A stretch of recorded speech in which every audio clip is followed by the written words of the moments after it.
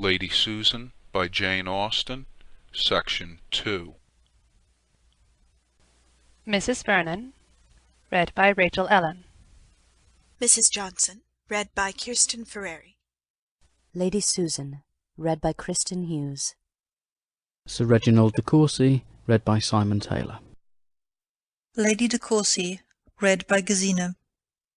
Mr. de Courcy, read by Patrick Beverley. 8. Mrs. Vernon to Lady de Courcy. Churchill. My dear mother, you must not expect Reginald back again for some time. He desires me to tell you that the present open weather induces him to accept Mr. Vernon's invitation to prolong his stay in Sussex, that they may have some hunting together. He means to send for his horses immediately, and it is impossible to say when you may see him in Kent. I will not disguise my sentiments on this change from you, my dear mother, though I think you had better not communicate them to my father, whose excessive anxiety about Reginald would subject him to an alarm which might seriously affect his health and spirits. Lady Susan has certainly contrived, in the space of a fortnight, to make my brother like her.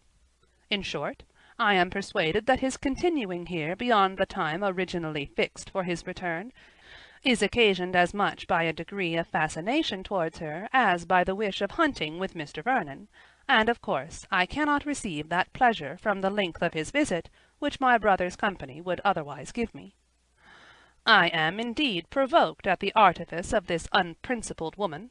What stronger proof of her dangerous abilities can be given than this perversion of Reginald's judgment, which, when he entered the house, was so decidedly against her?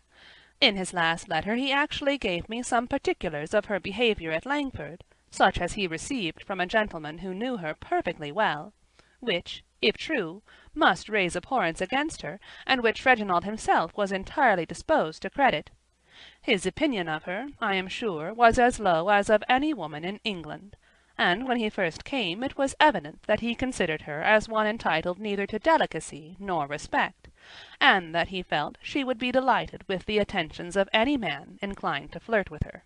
Her behaviour, I confess, has been calculated to do away with such an idea. I have not detected the smallest impropriety in it, nothing of vanity, of pretension, of levity, and she is altogether so attractive that I should not wonder at his being delighted with her, had he known nothing of her previous to this personal acquaintance, but, against reason, against conviction, to be so well pleased with her, as I am sure he is, does really astonish me. His admiration was at first very strong, but no more than was natural, and I did not wonder at his being much struck by the gentleness and delicacy of her manners. But when he has mentioned her of late, it has been in terms of more extraordinary praise, and yesterday he actually said that he could not be surprised at any effect produced on the heart of man by such loveliness and such abilities, and when I lamented, in reply, the badness of her disposition, he observed that whatever might have been her errors, they were to be imputed to her neglected education and early marriage, and that she was altogether a wonderful woman. This tendency to excuse her conduct or to forget it, in the warmth of admiration, vexes me, and if I did not know that Reginald is too much at home at Churchill to need an invitation for lengthening his visit, I should regret Mr. Vernon's giving him any. Lady Susan's intentions are of course those of absolute coquetry, or a desire of universal admiration. I cannot for a moment imagine that she has anything more serious in view, but it mortifies me to see a young man of Reginald's sense duped by her at all. I am, etc., Catherine Vernon. 9. Mrs. Johnson to Lady S. Vernon. Edward Street. My dearest friend, I congratulate you on Mr. de Courcy's arrival, and I advise you by all means to marry him. His father's estate is, we know, considerable, and I believe certainly entailed. Sir Reginald is very infirm, and not likely to stand in your way long. I hear the young man well spoken of, and though no one can really deserve you, my dearest Susan, Mr. de Courcy may be worth having. Mannering will storm, of course, but you easily pacify him. Besides, the most scrupulous point of honour could not require you to wait for his emancipation. I have seen Sir James. He came to town for a few days last week, and called several times in Edward Street. I talked to him about you and your daughter, and he is so far from having forgotten you that I am sure he would marry either of you with pleasure. I gave him hopes of Frederica's relenting, and told him a great deal of her improvements. I scolded him for making love to Maria Mannering. He protested that he had been only in joke, and we both laughed heartily at her disappointment, and in short were very agreeable. He is as silly as ever. Yours faithfully, Alicia. 10. Lady Susan Vernon to Mrs. Johnson. Churchill. I am much obliged to you, my dear friend, for your advice respecting Mr. de Courcy, which I know was given with the full conviction of its expediency, though I am not quite determined on following it. I cannot easily resolve on anything so serious as marriage, especially as I am not at present in want of money, and might perhaps, till the old gentleman's death, be very little benefited by the match. It is true that I am vain enough to believe it within my reach. I have made him sensible of my power, and can now enjoy the pleasure of triumphing over a mind prepared to dislike me, and prejudiced against all my past actions. His sister, too, is, I hope, convinced how little the ungenerous representations of any one to the disadvantage of another will avail when opposed by the immediate influence of intellect and manner. I see plainly that she is uneasy at my progress in the good opinion of her brother, and conclude that nothing will be wanted on her part to counter-attack me. But having once made him doubt the justice of her opinion of me, I think I may defy her. It has been delightful to me to watch his advances towards intimacy, especially to observe his altered manner in consequence of my repressing by the cool dignity of my deportment his insolent approach to direct familiarity. My conduct has been equally guarded from the first, and I never behaved less like a coquette in the whole course of my life, though perhaps my desire of dominion was never more decided.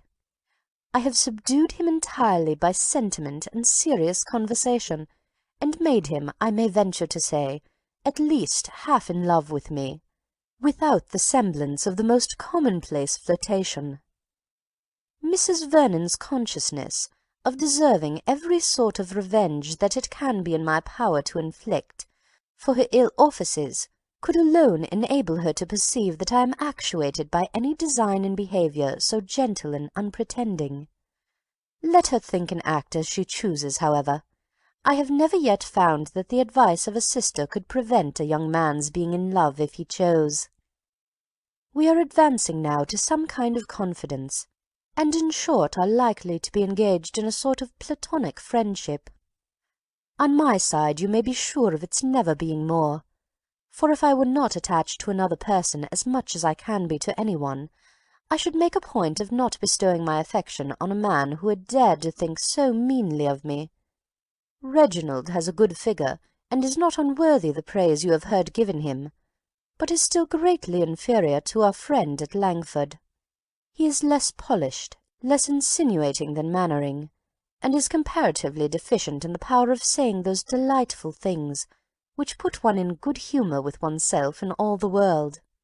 He is quite agreeable enough, however, to afford me amusement, and to make many of those hours pass very pleasantly which would otherwise be spent in endeavouring to overcome my sister-in-law's reserve, and listening to the insipid talk of her husband. Your account of Sir James is most satisfactory. I mean to give Miss Frederica a hint of my intentions very soon. Yours, etc., S. Vernon. 11. Mrs. Vernon to Lady de Courcy. Churchill. I really grow quite uneasy, my dearest mother, about Reginald, from witnessing the very rapid increase of Lady Susan's influence. They are now on terms of the most particular friendship, frequently engaged in long conversations together, and she has contrived by the most artful coquetry to subdue his judgment to her own purposes. It is impossible to see the intimacy between them so very soon established without some alarm, though I can hardly suppose that Lady Susan's plans extend to marriage. I wish you could get Reginald home again on any plausible pretence. He is not at all disposed to leave us, and I have given him as many hints of my father's precarious state of health as common decency will allow me to do in my own house. Her power over him must now be boundless, as she has entirely effaced all his former ill opinion, and persuaded him not merely to forget, but to justify her conduct. Mr. Smith's account of her proceedings at Langford, where he accused her of having made Mr. Mannering and a young man engaged to Miss Mannering distractedly in love with her, which Reginald firmly believed when he came here, is now, he is persuaded, only a scandalous invention. He has told me so with a warmth of manner which spoke his regret at having believed the contrary himself. How sincerely do I grieve that she ever entered this house! I always looked forward to her coming with uneasiness, but very far was it from originating in anxiety for Reginald. I expected a most disagreeable companion for myself, but could not imagine that my brother would be in the smallest danger of being captivated by a woman with whose principles he was so well acquainted, and whose character he so heartily despised. If you can get him away, it will be a good thing. Yours, etc., Catherine Vernon.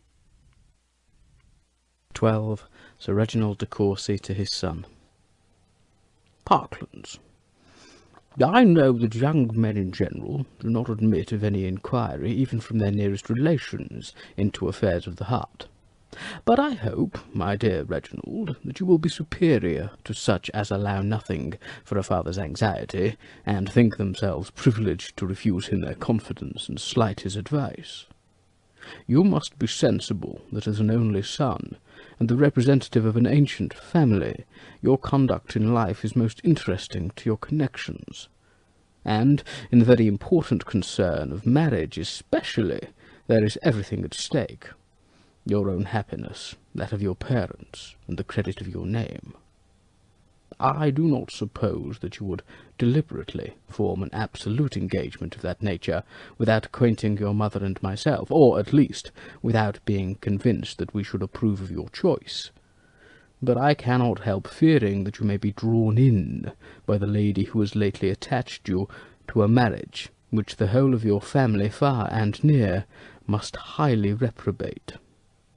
Lady Susan's age is itself a material objection, but her want of character is one so much more serious that the difference of even 12 years becomes in comparison of small amount. Were you not blinded by a sort of fascination, it would be ridiculous in me to repeat the instances of great misconduct on her side so very generally known. Her neglect of her husband, her encouragement of other men, her extravagance and dissipation were so gross and notorious that no one could be ignorant of them at the time, nor can now have forgotten them. To our family she has always been represented in softened colours by the benevolence of Mr. Charles Vernon, and yet, in spite of his generous endeavours to excuse her, we know that she did, from the most selfish motives, take all possible pains to prevent his marriage with Catherine. My years and increasing infirmities make me very desirous of seeing you settled in the world. To the fortune of a wife, the goodness of my own will make me indifferent, but her family and character must be equally unexceptionable.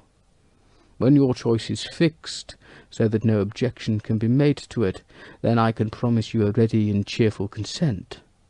But it is my duty to oppose a match which deep art only could render possible, and must in the end make wretched. It is possible her behaviour may arise only from vanity, or the wish of gaining the admiration of a man whom she must imagine to be particularly prejudiced against her. But it is more likely that she should aim at something further. She is poor, and may naturally seek an alliance which must be advantageous to herself. You know your own rights, and that it is out of my power to prevent your inheriting the family estate. My ability of distressing you during my life would be a species of revenge to which I could hardly stoop under any circumstances. I honestly tell you my sentiments and intentions. I do not wish to work on your fears, but on your sense and affection.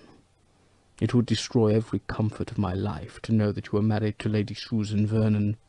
It would be the death of that honest pride with which I have hitherto considered my son. I should blush to see him, to hear of him, to think of him. I may perhaps do no good but that of relieving my own mind by this letter. But I felt it my duty to tell you that your partiality for Lady Susan is no secret to your friends, and to warn you against her. I should be glad to hear your reasons for disbelieving Mr. Smith's intelligence. You had no doubt of its authenticity a month ago. If you can give me your assurance of having no design beyond enjoying the conversation of a clever woman for a short period, and of yielding admiration only to her beauty and abilities without being blinded by them to her faults, you will restore me to happiness. But if you cannot do this, explain to me at least what has occasioned so great an alteration in your opinion of her. I am, etc., etc., Reginald de Courcy. Lady de Courcy to Mrs. Vernon. Parklands. My dear Catherine, unluckily I was confined to my room when your last letter came, by a cold, which affected my eyes so much as to prevent my reading it myself, so I could not refuse your father when he offered to read it to me, by which means he became acquainted, to my great vexation, with all your fears about your brother. I had intended to write to Reginald myself, as soon as my eyes would let me, to point out as well as I could the danger of an intimate acquaintance with so artful a woman as Lady Susan, to a young man of his age and high expectations. I meant, moreover, to have reminded him of our being quite alone now, and very much in need of him to keep up our spirits these long winter evenings. Whether it would have done any good can never be settled now, but I am excessively vexed that Sir Reginald should know anything of a matter which we foresaw would make him so uneasy. He caught all your fears the moment he had read your letter, and I am sure he has not had the business out of his head since.